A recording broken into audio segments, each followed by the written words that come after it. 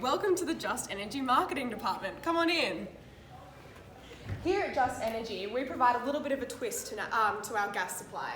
We supply gas with 10% hydrogen and 90% natural gas. But at Just Energy, we love to provide our customers with 110%, so we add 10% love. Now, I'm Sophie, and welcome to our marketing department. Here we have James, we have Chris, we have Tamara, and Skyping in from an awards ceremony in Vegas, accepting awards for Just Energy, we have Tom. Thank you, Sophie. And as you can see, our graphics are currently still being finalised. However, I'm here to talk to you today about our business. Just Energy has been in operation within Melbourne for 3 years. It currently has 5% market share in the energy market, and it offers gas supply with the aim to provide the most sustainable options and increase awareness of sustainability. So supply is offered to both businesses and residential markets, and therefore B2B and B2C is required. Thank you, Tamara. So the gas market, what do we know? Gas reserves in Eastern Australia are steadily declining. This is estimated to mean wholesale gas prices will remain volatile for the next 10 years. However, hydrogen wholesale supply cost is expected to reduce by 50% within the next 5 years. This means the price gap between a hydrogen natural gas blend, or e-gas, and a pure natural gas blend will significantly decrease over the next 5 years. Compounding this with the federal government's push and society's push for renewable energy sources means we have a real opportunity to revolutionise the dynamics of Australia's gas market by introducing this e-gas product into the network. Other gas transmission and distribution companies have hydrogen strategies. However, these mainly revolve around R&D and feasibility studies, so implementation is still a while off. Thank you, Tom. So the competitor analysis was used iSelect and like 4 people in a house in Brunswick. The AGL, Origin, these are companies, these are other providers, Lumo, Momentum, Red and PowerShop. The estimated dollars per year for using 201 megajoules per day is here. Right, so the service provided by these companies is actually quite impressive. AGL provides a 24/7 call center, whereas Origin will only answer your calls between the hours of 9 to 5 and plus a Saturday. So not on Sunday, not outside business hours.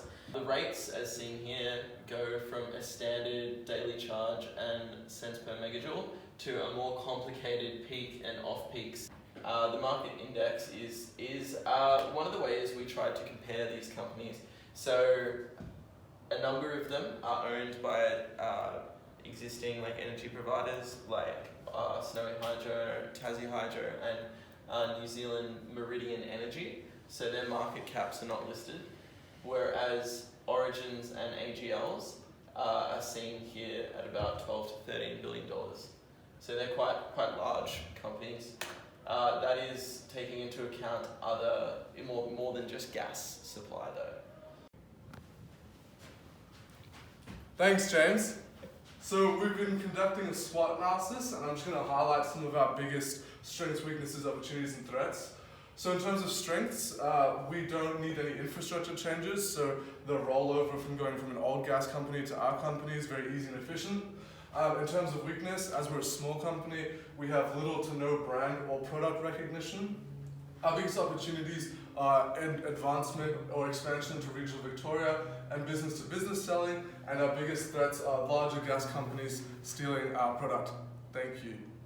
Thanks, Chris. So with our Porter's 5 forces, competition within the industry is extremely high. However, our product has a high cost efficiency, so therefore we can lower our prices without sacrificing a large profit. Potential for new entrants within the industry. There is potential for new gas combinations to come out, however this would be in the future. Power of suppliers. Our supply of our gas heavily relies on AusNet for the natural gas and Shell for the hydrogen supply. With our power of customers, Just Energy is working off a 5% market share, and then we're looking to increase our market share by 2% each year. And the threat of substitute products, there is currently no threat from other gas companies. However, electricity will be our main threat through houses becoming more electrified. Thanks. Sophie.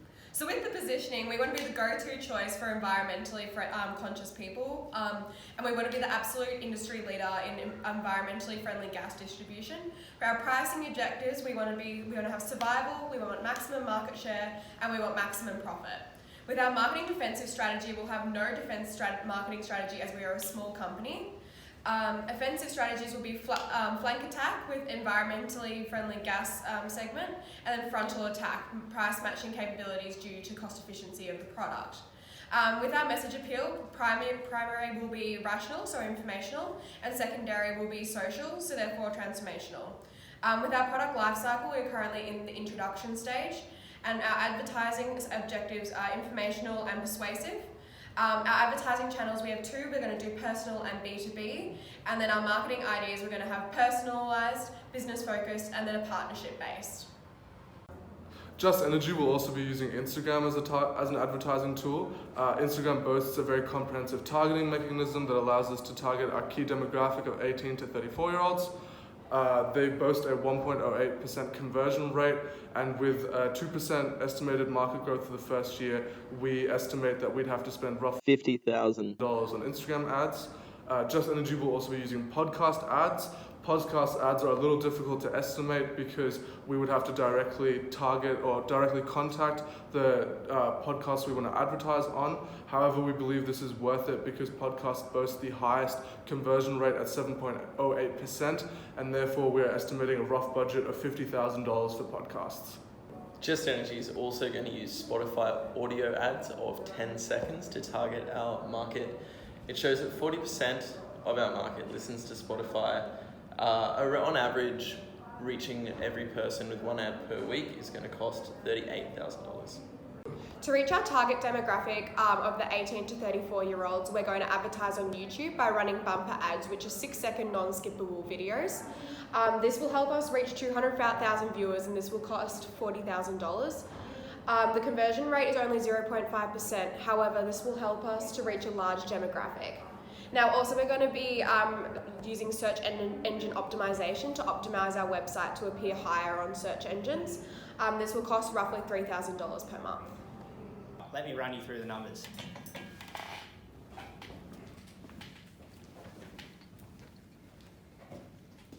We have an e-gas retail price of $21.51 per gigajoule and a variable cost of $17.82 per gigajoule. For the formulation of these numbers, please see the marketing plan. So if we draw in our variable costs per unit sold, it goes something like this. And if we draw in our revenue line per gigajoule sold, it goes in like this. So here we have our break-even point, showing that 79,000 gigajoules need to be sold to break even, and $1.7 million in revenue needs to be made to break even. This is in the year 2020 alone. For a year-by-year analysis from 2020 to 2024, please see the marketing plan. So with our 5% current market share and our 2% forecasted market growth, these are our forecasted revenues, starting from 2020 to 2024.